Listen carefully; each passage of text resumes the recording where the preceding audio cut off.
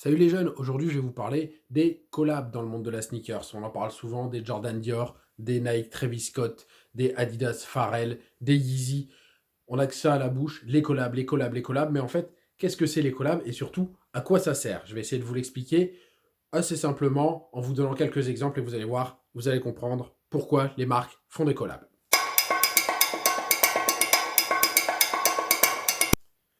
Avant les années 90, les baskets n'avaient qu'un seul usage, c'était le sport.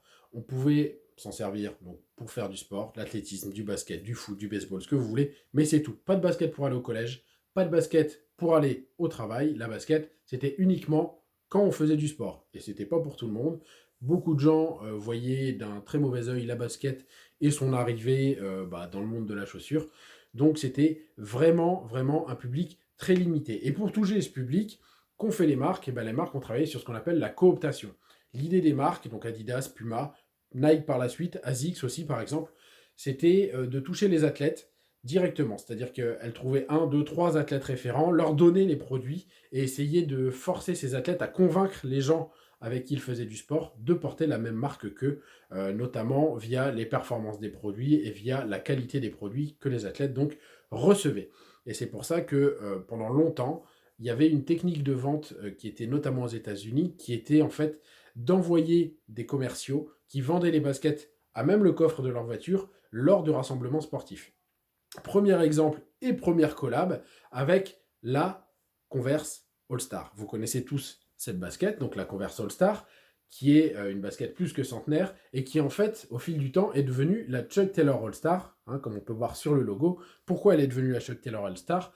Parce que en fait, pour mieux la vendre, c'était une chaussure donc réservée au départ aux joueurs de basket. Chuck Taylor, qui était un commercial de la marque de Converse, s'est inventé une petite carrière de basketteur, a dit ah oui, moi grâce à cette basket j'ai eu des performances incroyables, extraordinaires, j'ai joué au plus haut niveau. C'était pas tout à fait vrai, mais il a réussi à convaincre les gens que ça l'était.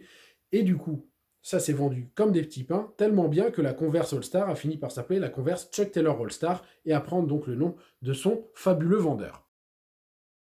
Voilà, donc à cette époque, le but, c'est de faire valider la qualité de la basket par des athlètes. Alors, ce que font chaque marque, c'est, voilà, elles piochent dans les athlètes qu'elles ont à leur disposition. Alors, chez Nike, forcément, comme elles travaillaient avec Bill Bowerman, qui est l'un des fondateurs et qui est un grand entraîneur d'athlétisme, ils ont eu beaucoup d'athlètes, notamment Monsieur Préfontaine, que vous connaissez peut-être.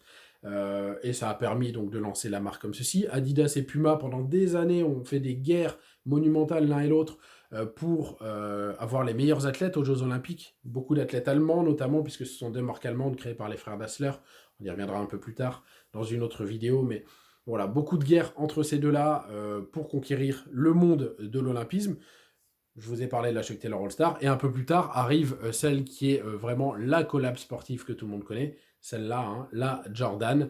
Forcément, Michael Jordan, qui est celui aujourd'hui qui allait le plus loin, puisque lui, il n'a pas seulement une chaussure à son nom, mais carrément la marque. Alors, la basket, c'était réservé au départ aux sportifs, ça devient maintenant un objet un peu plus du quotidien. Certaines baskets, comme les Stan Smith que vous connaissez, qui étaient au départ dédiées à la pratique du tennis, donc ça c'était une vraie basket pour jouer au tennis au départ, c'est devenu une basket du quotidien que tout le monde a ou que tout le monde a eu à peu près. Pareil pour les Jordan 1 qui étaient vraiment un objet de basketball sont devenus une paire qu'on porte au quotidien pour le style, pour le confort, pour plein d'autres raisons, pour un sentiment d'appartenance aussi, mais vraiment en dehors des parquets, en dehors du sport. Forcément, la basket donc, se tourne aussi vers un autre public, le public pas forcément sportif, qui aime le sport mais qui ne le pratique pas forcément, ou qui veut se donner une image de sportif en dehors des terrains de pratique. Les types de collaboration se diversifient, forcément. On était sur un objet qui était dédié au sport et donc qui ne parlait qu'aux sportifs, et on passe sur un objet qui petit à petit rentre dans la mode et veut toucher donc un public plus diversifié, avec peut-être plus de moyens et avec une toute autre image. Parce que l'image, c'est un vrai problème qu'a la basket. Beaucoup de gens, on est début des années 90, considèrent que si vous portez une basket, vous n'êtes pas quelqu'un de très respectable. Très mauvaise image, notamment, vous le savez, des TN, des Air Max, qui n'a jamais entendu, bon, peut-être pas les jeunes, mais une remarque, parce que les gens Air Max, c'est pas des gens respectables, vous savez, des gens avec des bulles d'air visibles. Voilà. Ça, c'est une vraie image qui reste dans l'imaginaire collectif des gens à cette période-là. Et donc, pour rendre les baskets plus respectables, pour les rendre acceptables dans le quotidien, que ce soit au travail, à l'école, ou que ce soit vraiment dans la vie de tous les jours, que font les marques? Les marques, elles s'associent à des grands designers pour donner une nouvelle respectabilité à la basket, leur donner un nouvel écrin, un nouveau terrain de jeu, une vraie capacité d'expression complètement différente. Là, on sort totalement du sport, on arrive sur des gens comme Raf Simons, sur la gamme Y3 chez Adidas, vraiment sur des produits, c'est pas du luxe, mais c'est quand même pas mal du tout, des beaux produits, des belles qualités, et donc là, c'est un autre type de collaboration, on sort du tout sport pour passer vraiment sur de la mode, du design, des artistes qui viennent travailler et donner une autre image de la basket. Une fois que c'est fait, que ça s'est installé, les années 2000 passent un petit peu, 2010, la basket devient un peu plus respectable, et aux alentours de 2015, Adidas est un peu au creux de la vague, et là, ils ont une idée de génie. Ils ont, dans ce qu'on appelle leur roster, dans tous les artistes qui sont signés chez eux, ils ont quelqu'un que vous connaissez sûrement qui s'appelle Pharrell Williams, évidemment, et Adidas se dit, bon, nous, la Stan Smith, bon, elle est complètement au fond du trou. La superstar, pourquoi pas? Comment on pourrait ressortir la superstar pour la rendre vraiment fun, la rendre grand public, la rendre vraiment attrayante? Et donc, il collabore avec Pharrell Williams, qui crée, avec des designers, hein, pas tout seul, mais il participe vraiment pleinement à la construction d'une gamme de 50 superstars, 50 Adicolor, donc 50 coloris différents de la superstar. Vous imaginez, 50, hein, c'est pas rien, et à chaque fois des coloris monochromes, et tout le monde ne parle que de ça. On la voit partout, c'est le début de l'explosion des réseaux sociaux, donc on la voit vraiment beaucoup, beaucoup, beaucoup, et c'est un vrai carton commercial, puisque la vérité, elle était là, c'est qu'Adidas cherchait à faire un vrai produit grand public, et donc à bien vendre sa superstar. Ça cartonne avec tous ces coloris, ces 50 coloris de Pharrell Williams, et là où le pari est réussi, la transformation se fait, c'est que ça découle aussi sur la superstar traditionnelle, la superstar normale que vous connaissez, hein, la blanc-noir, et ça devient vraiment le produit du moment, la meilleure vente du moment, tout le monde veut la superstar. Voilà, Adidas a cartonné en partant d'une collaboration avec Pharrell, qui est donc un musicien, entre autres choses, on va résumer en disant un musicien, collab avec le musicien, ça découle sur le produit grand public, ça cartonne. Voilà le genre d'impact que peut avoir une bonne collaboration. Les marques n'avaient pas attendu Pharrell Williams pour collaborer avec des artistes de la scène hip-hop US. Il y avait déjà eu des collaborations avec G-Unit, avec Jay-Z. Il y en aura par la suite, forcément, avec Kanye West. Hein, tout le monde a entendu parler de la gamme Yeezy, qui se veut l'équivalent de Jordan, un peu de chez Nike, sur un autre terrain de jeu. Mais lui, son idée, c'est vraiment d'être le Jordan de chez Adidas.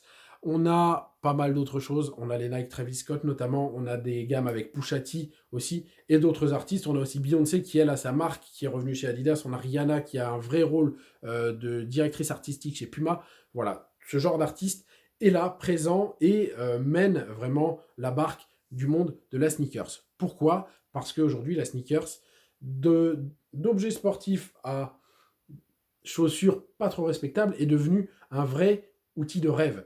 Aujourd'hui, tout le monde a des baskets dans sa garde-robe et tout le monde rêve de baskets encore mieux, encore plus belles, encore plus chères, encore plus incroyables.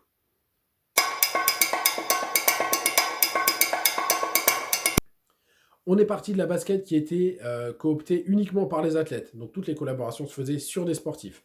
On est passé petit à petit à des collaborations avec des designers. Donc là, on était vraiment sur un marché spécifique pour vraiment la placer à un niveau de luxe supérieur et à changer l'image et la respectabilité de la sneakers. On est passé petit à petit à des athlètes plus mainstream, plus grand public, pour diffuser justement cette culture. Et une fois que la basket est devenue vraiment diffusée et un vrai objet de désir, un vrai objet indispensable, puisqu'aujourd'hui, il est inconcevable de ne pas avoir une basket dans sa garde-robe, la basket est devenue maintenant un objet de collaboration vraiment différente.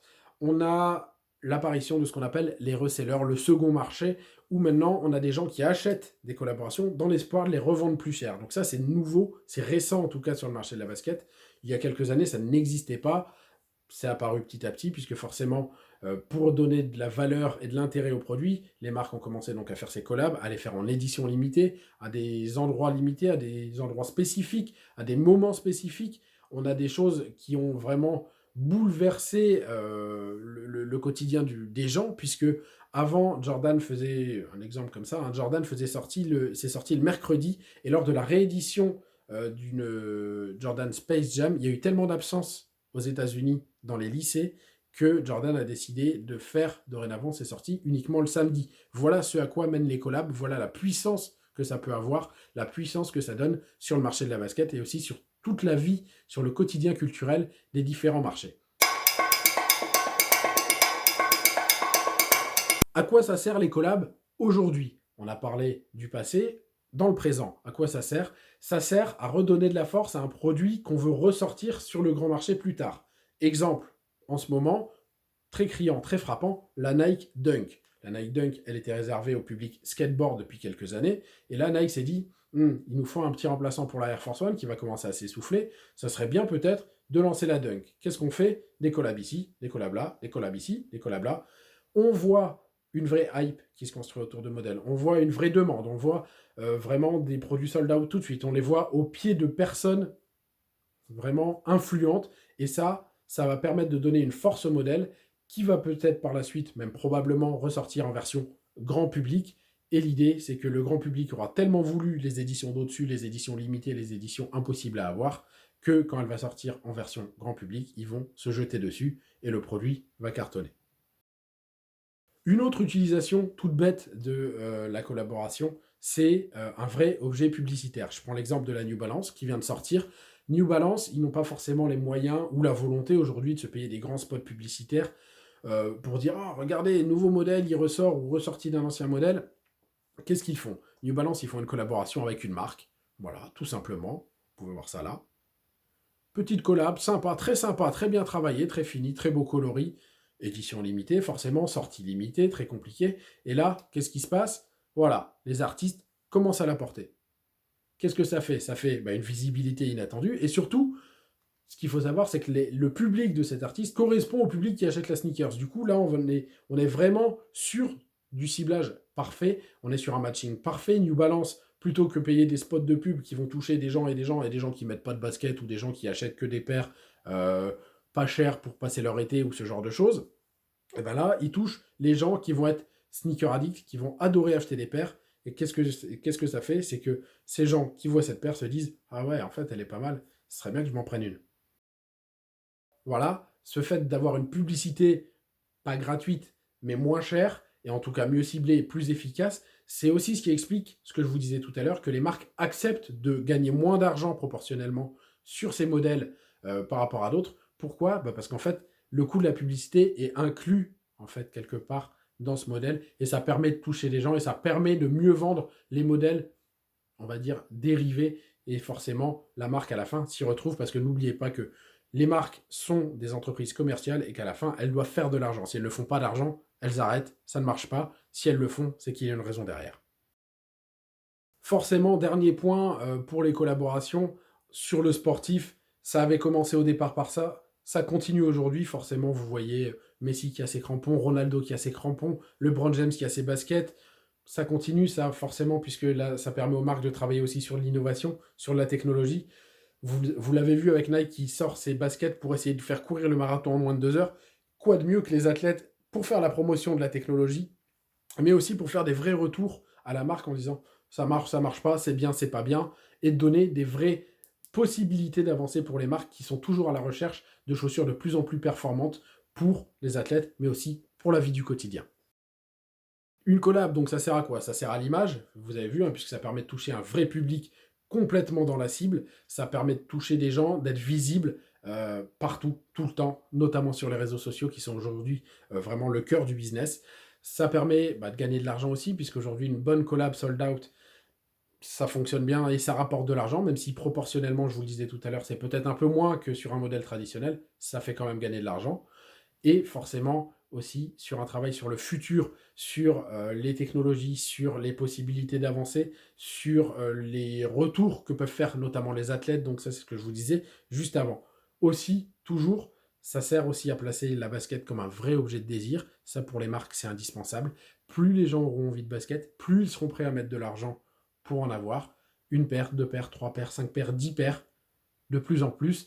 On a de plus en plus de gens qui sont des vrais collectionneurs, qui ont des vraies collections de baskets, là où avant chacun avait une paire pour le sport le mercredi après-midi. Aujourd'hui, avoir une seule paire, c'est plus tout à fait la norme.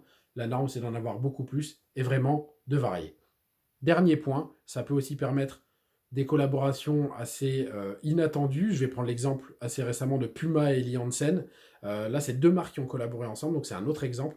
Ça permet à Puma de se placer sur un marché hivernal, des chaussures plus hiver, plus Gore-Tex, plus résistantes au froid.